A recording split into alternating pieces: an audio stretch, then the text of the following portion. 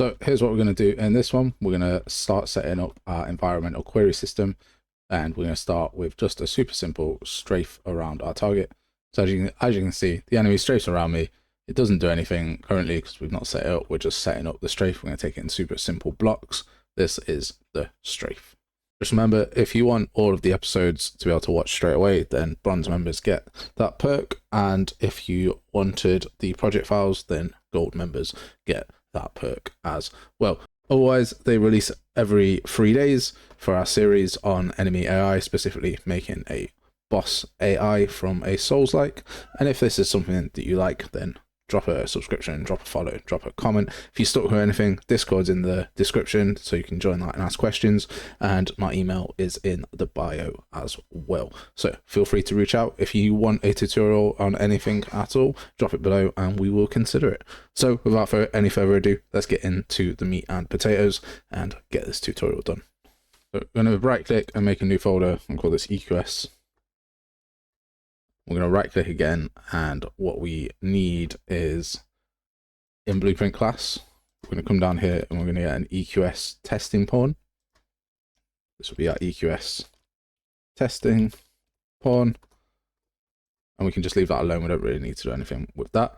And then we're going to right click again, and we're going to go to blueprint class again to the all classes. So we want to get this environment query context blueprint base. Want the context one, not the query node, and not the generator. So environment query context blueprint base. I'm going to select that, and this will be EMV. No, this will be EQS context, and then we'll have one for the attack target.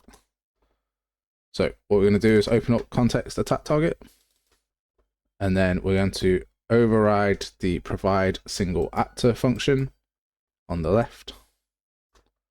And then from query actor, we're going to get the blackboard. So this will be our enemy AI. We're going to get his blackboard.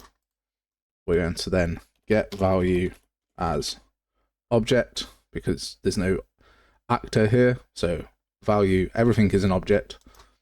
So our actor will be an object. And then we can't pass this directly into here because it doesn't work. So we're going to cast to actor. And this is the top class that our character or even our enemy will be. And we'll make sure we're passing as actor to the resulting actor, so that that is all set up here. This key name, we're going to promote this to a variable. And then we're going to press F2. And this will be our actor blackboard key. What we're going to do is in details, we're going to expose that on spawn and make that instance editable. And then we also need to set that to be our correct key. So go back to our blackboard. In our AI, we've got blackboard boss, and this attack target is the key name. So we're going to copy that, come back to our actor blackboard key, go to details, and in the default value, we're going to just paste attack target. Compile and save that. So this is providing the context for the environmental query, which we're going to set up in a second. And what we're going to do is pass in the attack target, which will be our character, and then we're going to cast to the actor so that we can pass this to the return node. This actor is the parent class of all of our characters, so this isn't very costly at all to cast to. Now the only problem is we can't really test this very well. So what we're going to do is, for the time being, we're going to do get actor of class, and then we're going to get the player start, and I'm going to right click and get a return node. And you're probably wondering, well, why didn't you just do get actor of class and get the CBP or the UEFN or our sandbox character? There is sandbox character. Well, because we could be playing a CMC sandbox character or CMC character mover, I want to be able to have it to be used wherever, whereas this locks it to one person. I want to use this for multiple people and just change who they are in the actor blackboard key. So for now, we're going to hook up provide single actor to get actor of class. compile it, save it. We're going to leave this open so that we can keep swapping back as and when we need to. And now we're going to create some EQS stuff. First things first, let's grab out the EQS testing pawn, put him in the world, and it will be blank just like that, so we know that that is fine. And the thing that this is going to look at, so this is pretending to be our enemy, and then the thing that this is going to look at is our player start, which is this one here, and that's pretending to be our player. So right now we're playing make believe. Okay, let's set up a couple of bits. First off, we're going to right click and come to artificial intelligence. We're going to go down to environmental query. We're going to type in EQS. This will be the strafe around our target. So we'll open this, we'll come down, and then we get all these generators. So we're going to generate points of a circle, and we're going to set the circle radius for the time being to be 350. And then we're going to make sure that we have the number of points around a player set correctly. So we're currently looking at 8 points around the player, and then the angle of 360 degrees. And this circle center here is around where it needs to go. So we're going to put in attack target. So if we save that, come back to our level, select the EQS testing pawn, go to data, and then we have, if I type in EQS, a query template here, and we can set strafe. So now you'll see here are 8 dots in a 360 around our enemy, and you have to have the EQS testing pawn selected for it to appear.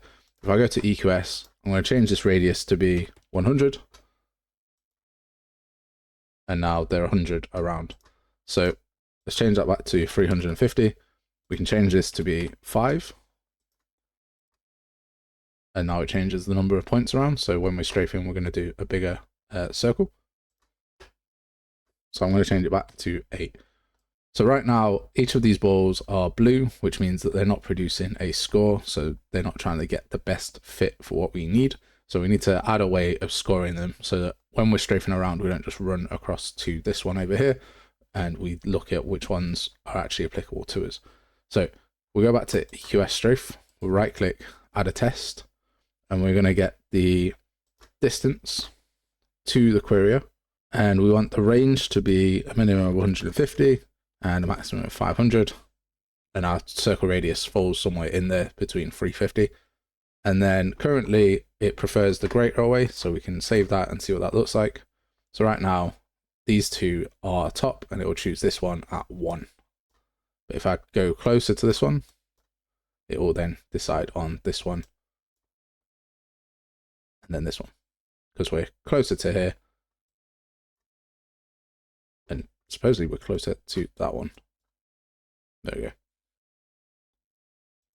EQS strafe. Now what we want to do is we're going to do the scoring equation and make it inverse linear. So now it chooses the closest one to us. So we're not rotating all the way around, we're just rotating to these ones. And then we come over here and it will rotate to one of these two. But I want to make sure that we can get to the place that we're going. So we're going to right click and add another test, and we're going to do path finding. I'm going to make sure the path exists from the querier. And then we're going to discard the ones that we can't reach to. So now we get a better score. So what the path finding discarding does is it calculates your score based on where you can reach. So if we come here, you can see that our nav mesh here, we shouldn't be able to navigate on this side of the mesh. So I'm going to put my player here and my enemy here. And now all of the scores that apply to the character, they are cut off here. So the closer we are to a wall and he wants to reach that location, he will go the closer to the player to reach that location. And then we have him actually choosing these top ones because that's where it's going to be better going. So you'd walk over here, and then the next best one would be this 151 over here. And the radius that we set, if we'd have put this over here, so when he's over here, it doesn't get any data. So as soon as he's within that 150 to 500 radius, so we start to receive the data. And now all of these options become available because he's within 500 of all of them. So that's a basic strafe EQS. We can set this up to run back in our AI BT boss. What we're going to do is I'm going to drag this off here, and I'm going to get the run EQS query, and we're going to select it. And then this EQS query that we're going to run is strafe. Okay. And then we need to update a Blackboard key. So this tells us the location that we need to move to. So this decides the location, and the key that we end up assigning it to here tells us where we're going. So we're going to go to Blackboard. We're going to add a new key, type vector, and this will be our move location. Save that, go back to our behavior tree. We can set this Blackboard key to be move location. And then from here, we can get our move to and tell it to move to the move location.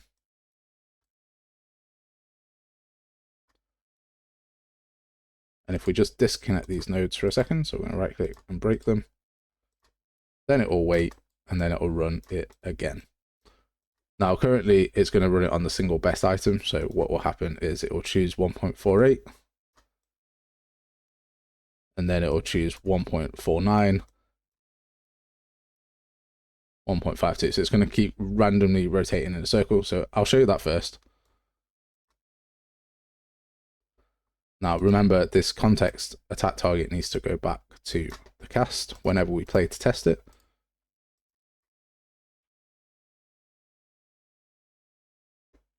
So here's our guy moving around, going from one spot to the other, because these are the two best choices that he has. So what we're going to do is back in our behavior tree, we're going to change this from single best item to single random item from best 25%. And now when we play again,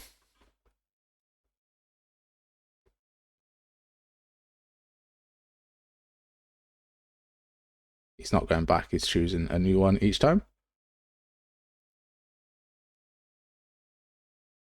Like so. So we know that that bit is working. That's our behavior tree. This is our strafe code just here. This is all we need to enable strafe. What we might want to do is in this move to, we're going to allow strafe and allow start from previous path. And then we are going to create a new task. So we're going to come up to new task, BTTT, blueprint task, blueprint base, and this will be focus target. We're going to receive execute AI, and then we're just going to call focus, set focus, and target the controlled pawn. Sorry, the owner controller goes into target, and then our new focus is going to be get Blackboard value as actor, and we're going to plug the return value into new focus, and this key we're going to promote to a variable. And again, this will be our attack target Blackboard key. And then after every execution, we need to finish that execution. So we're going to finish execution, tick success, compile, come to our behavior tree. Over here, we're going to grab our set focus, task focus target. And again, we're going to double check that this move to has strafe turned on. It does. So hopefully now we should see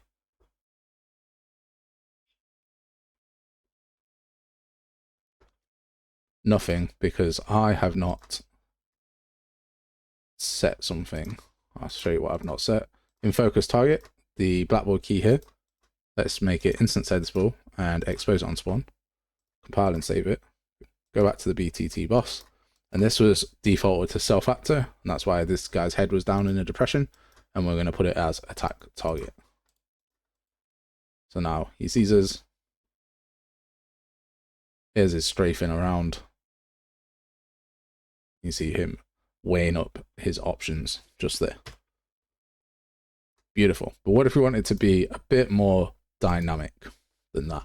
So what do I mean by that? So let me hook up the code again. So I'm going to get another sequence here, and I'm just going to hook up move to execute action. Sorry, I'm just going to hook up the random action rather than the execute action. So we're going to right click and break it. So we've got execute random action and a move to. So every time it moves to, it should execute random action. But you see here, that is far too close and the attack looks really weird. So he's trying to do something untoward towards me. And here, especially the hands are clipping through. It just doesn't look fantastic. So we want to be able to change the distance or the radius of the circle and have our attack start from there. So we can do that, and we're going to do that next.